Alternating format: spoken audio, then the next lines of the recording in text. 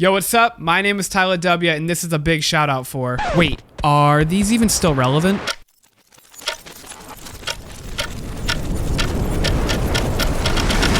I remember when I first started beatboxing, it was my dream to have a shoutout video featured on Swiss Beatbox or Beatbox Television, which I'm sure was a common goal shared among many beatboxers, and that's because at that time, shoutouts were a primary form of beatboxing content aside from battles, so to appear on one of these platforms would have provided a lot of exposure. So for me as an unknown beatboxer with no social media presence and no equipment to film my own content, a shoutout would have been huge. Before I continue, I should probably establish what I consider to be a shoutout. So a shoutout to me is when one or more beatboxers performs a piece of original music, which could be a freestyle, whether that be solo, loop, tag team, or crew, with the sole intent of it being uploaded to a platform other than their own. Now, these videos are typically filmed at battles, and I remember when I first started going to them, I used to just sit around and wait and hope that one of these channels would ask me to film for them. Like, I would have a whole routine picked out and ready to go just in case. Anybody else do this, or just me? But yeah, after competing in a few battles, I was eventually asked to shoot my first ever shout out with Beatbox Television. And I feel like that moment was very validating for me as a beatboxer because typically these channels only feature artists of a certain caliber or notoriety. So at that point, I was like, shit, I made it. And after that, I was lucky enough to film a few more shout outs for Beatbox Television and even a few for Swiss Beatbox. But if I was asked again today to film a shout out, I would probably say no. Now I know that's a big switch up from everything I just said, and I have my own reasons for why I wouldn't film a shout out now, which I'll get into here in a little bit, but I first wanted to dive into why I believe shout out videos no longer have the influence that they used to. See, what you have to understand is when shout out videos first started to get popular, social media was kind of a new thing, right? Like there were not that many content creators out there, let alone big accounts, and trying to grow a following was really difficult. So everybody was watching these few big accounts that were uploading shout out and battle videos to discover new beatboxers, techniques, and to get overall inspiration. As social media grew, however, it became easier for individual beatboxers and community channels to create and share their own content, and now we're at a point where beatboxing content is everywhere. So that's my first point. People are no longer relying on these big platforms to see beatboxing content. The monopoly is gone. There is so much beatboxing content from so many different creators on so many different platforms that you can always find something new. Which leads me to my second point, and probably the biggest. Every beatboxer, for the most part, has their own social media accounts, and a majority of the time, it's going to benefit them more to post their music to their own platform rather than someone else's. This might be more true for big name beatboxers who already have an established following and less to gain from the exposure of a shout out, but in general, anyone who posts to their own account will be the one to directly benefit from any traction that post gets, whether that be monetary or followers. This is where I think things have changed, because when shoutouts first started, I feel like the focus was primarily on showcasing talent, but as social media has grown and it's proven that you can build a business through it, I kind of think that the focus has shifted from that to building brands and making money. And with everyone trying to build their own brands, if you spend weeks or months developing a new routine, it just makes more sense to upload it to your own platforms where you will directly benefit from the money and followers rather than somebody else's where they're the primary beneficiary. Plus, by posting to your own platform, you have full control over the final product, which is one of my reasons that I'll talk about here in a bit, and you can express your artistry in whatever way you want and not be restricted to the simple shout-out format. Speaking of that, the shout-out video format is over a decade old and has never changed. Like, it's still, hi, my name is blah, this is a shout out for blah, beatbox,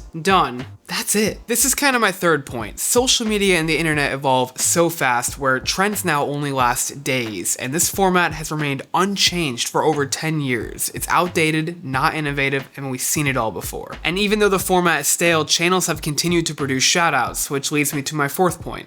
Oversaturation. And what I mean by this is that the same style of video has been made by so many different beatboxers on so many different platforms for over 10 years. There are so many shoutout videos out there, it's overwhelming. As social media grew and continues to grow, and the demand for content increased, the platforms that relied heavily on shoutout videos continued to release more and more, completely flooding the market. Like, it even got to a point where they weren't even filming them themselves and they were having beatboxers send them in. Which, if you think about it, if you're already putting in all the work to produce the entire video yourself, you might as well have released it on your own platform, but I guess at that point you kind of have to make the decision if the potential exposure is more beneficial for you. I mean, I've done this in the past where I have filmed videos and I sent them into other channels to be uploaded on their accounts. I wouldn't do it anymore, especially now because I have my own platform, but also because I just think it's more beneficial to have your content on your own platform. Regardless, it went from shoutout videos being this rare occasional thing that you got to watch every once in a while to there being so many that you don't have enough time in the day to watch them all. Aside from all that, I feel like the oversaturation proliferation of shoutouts and abundance of beatboxing content in general brings me to my final point. I feel like by consuming so much beatboxing content, we keep raising the bars to what will impress us. And when we watch a shoutout video, which is a very simple format, and beatboxing is the only highlight of it, the beatboxing has to be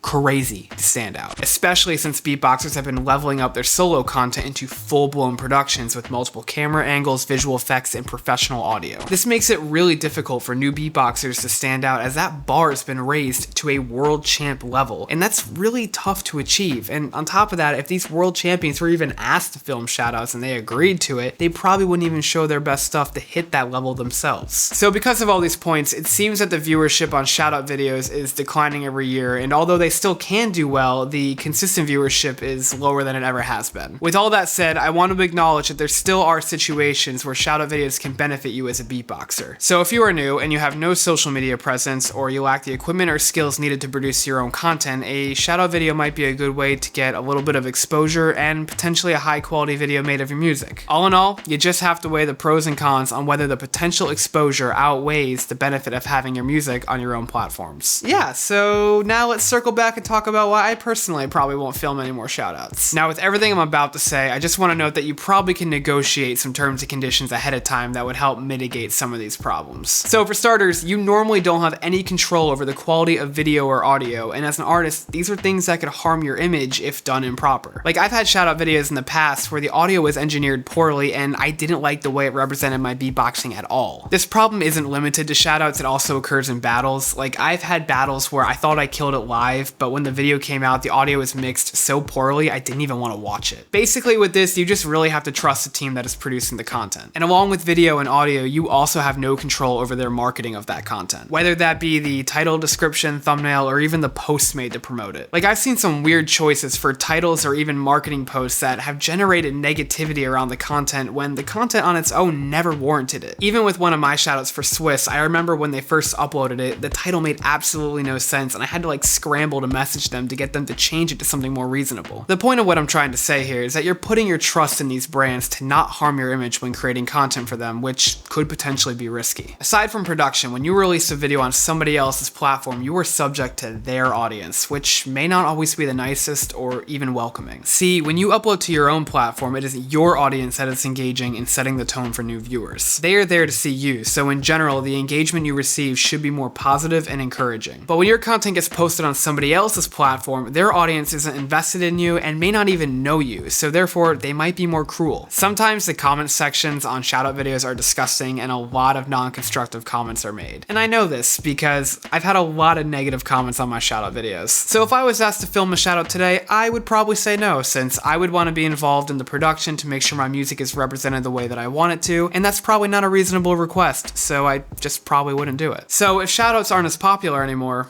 what's next? Well, outside of battles and music videos, I think channels will start to produce more fun collaborative concepts that require a little more creativity from the production team. I think examples of this from my personal channel are like the No Lips, Helium, Longest Sound, and Spin the Wheel challenges that I've recently done. And I've already seen other channels like Beatbox International, Human Beatbox, Collapse, Maddox, and others collaborate in ways outside of shoutouts that showcase other beatboxers. And for me, these videos are far more entertaining to watch anyways because you get to see the personality of the beatboxers, you get to see some cool beatboxing, and the creativity of the content creators themselves. But at the end of the day, these are just my thoughts and observations. What do you guys think? Are beatboxing shoutouts dead, or are they still relevant? So yeah, let me know in the comments section below, click the like button, subscribe, and stay hydrated, my friends.